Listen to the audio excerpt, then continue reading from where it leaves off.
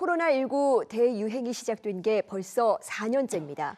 특히 학교 현장에선 학습 격차 문제로 고민이 큰데요. 이런 상황에서 인천교육청이 올해 추진할 최우선 과제로 교육 회복을 꼽았습니다. 먼저 영상부터 보고 오겠습니다.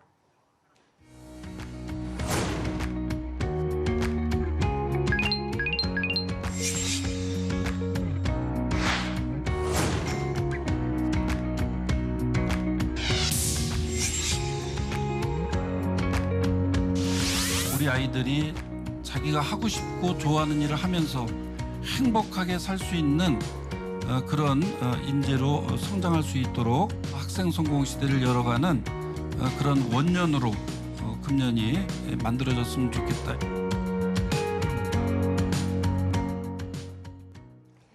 네, 인천교육의 올해의 방향을 도성훈 인천광역시 교육감과 자세히 알아보겠습니다.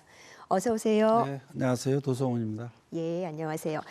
지난해 재선에 성공하셨습니다. 예. 이제 2기 교육 정책은 올해부터 본격적으로 시작이 될 텐데요. 올해를 학생 성공 시대 원년으로 삼겠다 이런 약속을 하셨는데 가장 집중하는 과제가 무엇입니까? 예, 학생 성공 시대는 한 아이도 포기하지 않고 결대로 성장하여 행복하게 사는 것을 말합니다. 코로나 3년 동안 우리 아이들 너무나 힘든 그런 3년을 보냈는데요. 함께해 주신 모든 분들에게 감사하다는 말씀을 드리고, 그렇기 때문에 우리 아이들이 성공 시대를 위해서는 교육 회복이 가장 중요하다고 그렇게 생각을 하고 있습니다. 그래서 학습 결손과 또 심리 정서적인 지원, 또 사회성 시민성 함양, 또 체력 증진, 이런 종합적인 교육 활동을 지금 지원 중에 있기 때문에 금년에는 기초학력과 학습 역량 강화를 최우선 과제로 설정을 했고요. 그래서 진단 지원 평가의 3단계 학생 맞춤형 기초학력 보장 정책을 저희들이 준비하고 있고, 또 노트북 보급 사업이 시작이 됐는데 그 노트북을 활용한 디지털의 역량 강화, 그리고 또 바다가 넓게 인천에 있기 때문에 이 바다를 이용한 인천형 바다학교 등을 활용해서 생태 교육도 준비하고 있고요. 그동안 책 읽는 도시 인천 사업을 해왔었는데 이제 금년부터는 글 쓰는 인천까지 포함을 해서 독서 입문 교육을 활성화하고, 그러기 위해서 학교 도서관 전담 인력도 확대 배치할 예정이고요. 특히 우리 아이들이 그 수포자가 많지 않습니까? 그래서 체험하고 탐구하는 즐거운 수학을 통해서 수학교육 내실화를 하려고 하고요. 특별히 예비교원과 또 퇴직교원, 지역 전문가들이 함께하는 1000명의 학습 코칭단이 어려운 아이들을 지원할 수 있도록 조직을 했습니다. 그래서 그 다양한 학습 성공 지원 체제를 마련해서 성공적인 그런 교육 회복이 이루어질 수 있도록 지금 진행 중에 있습니다. 네, 이 다양한 측면에서 학력은 물론 이 정서까지 보듬을 수 있는 정책을 준비하고 계십니다. 이 학생들에게 기회가 차별 없이 주어지는 것도 중요하죠. 그래서 이 교육 복지의 필요성이 이제 높아지고 있는데 어떻게 확대해 나가실 계획이십니까? 예, 그런 취지에서 도성훈 1기는 유치원 만 5세부터 고등학교까지 완전한 무상교육을 실현하고, 또 전국 최초로 이번에 고3 졸업생부터 수능 응시료와 자격증 시험비 중 하나를 선택해서 47,000원까지 지급을 했고요. 도성훈 2기는 이제 더 다양한 교육복지를 실현해서 학부모님들의 교육비를 경감하고 아이 키우기 좋은 인천을 위해서 여러 가지 준비를 하고 있습니다. 작년에 이어서 노트북 보급 사업을 진행 중인데요. 초등학교, 중학교, 고등학교 1학년 아이들에게 83,000대의 노트북을 5월까지 지급을 해서 전면적인 코딩 교육을 준비하고 있고요. 또 코로나 상황 속에서 신체 활동이라든가 체험 활동이 너무나 부족했기 때문에 초등학교 6학년, 또 중학교 2, 3학년, 고등학교 2, 3학년, 특히 이제 고등학교 2학년은 수학여행비를, 또 3학년들은 체험학습비를 지원하게 되는데, 초등학교와 중학교는 1인당 25만 원, 그리고 고등학교는 1인 45만 원 이내에서 지급을 하게 됩니다. 초등학교 입학생 입학준비금도 20만 원, 또 중1, 고1에게는 체육복을 3월 중에 지원을 하게 되고요. 특히 다자녀 학생들에 대한 지원과 또 희귀 난치병을 앓고 있는 어려운 학생들에 대한 지원, 또 느린 학습자, 다문화 가정을 위한 진단과 치료비도 함께 지원할 예정입니다. 예, 특히 인천은 지리적인 특성상 우리나라가 세계로 뻗어나가는 관문이기도 합니다. 그래서 교육에서도 국제화가 화두인데 어떤 정책들이 마련되어 있습니까? 예, 지금 인천이 이제 300만의 큰 도시로 성장을 했는데요.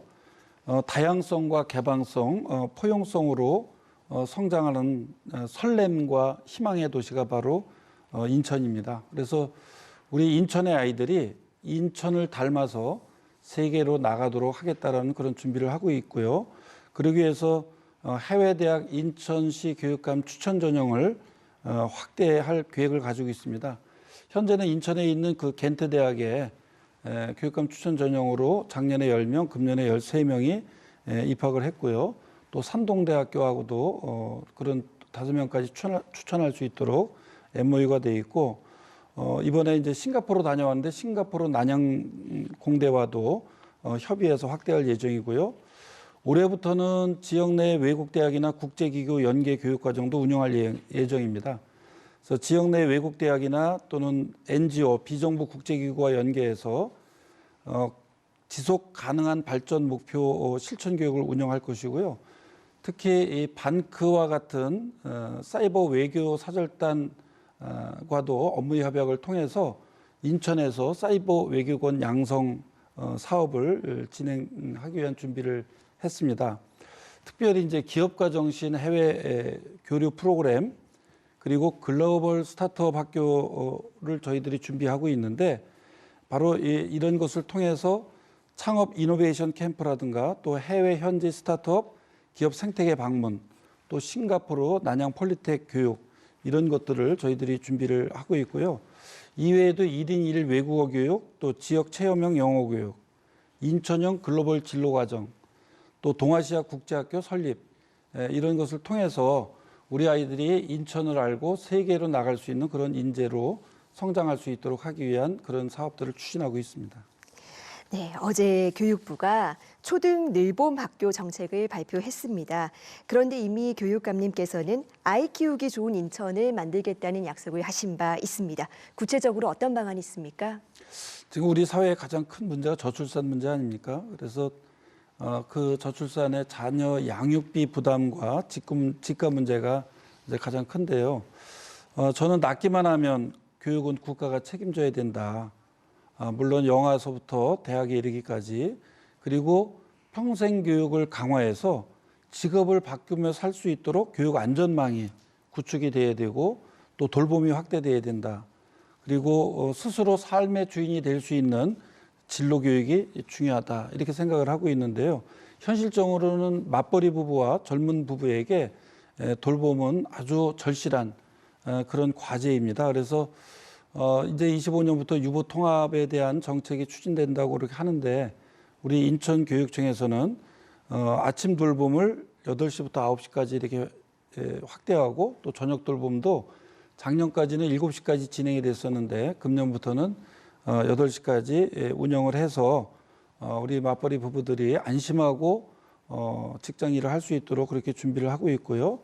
또 금년 3월부터는 돌봄 포털 서비스 플랫폼을 교육청 홈페이지 안에 구축을 해서 시민들이 편리하게 이용할 수 있도록 그렇게 준비를 하고 있고 이제 금년 9월부터는 초등학교 거점형 돌봄 센터를 통해서 9시까지 돌봄 이용 가능하게 준비를 하는데 저희 인천에서는 5개 권역으로 확대할 예정입니다.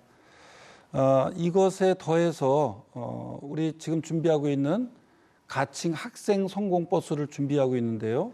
7월부터 운영할 예정이고 아침 등교 시에 우리 어려운 지역들이 많이 있습니다. 그래서 일단 송도와 청라, 경서, 또 영종, 검단, 서창지구 이 5군데를 시범 지역으로 해서 학생들의 아침 등교를 지원하기 위한 그런 준비를 하고 있습니다.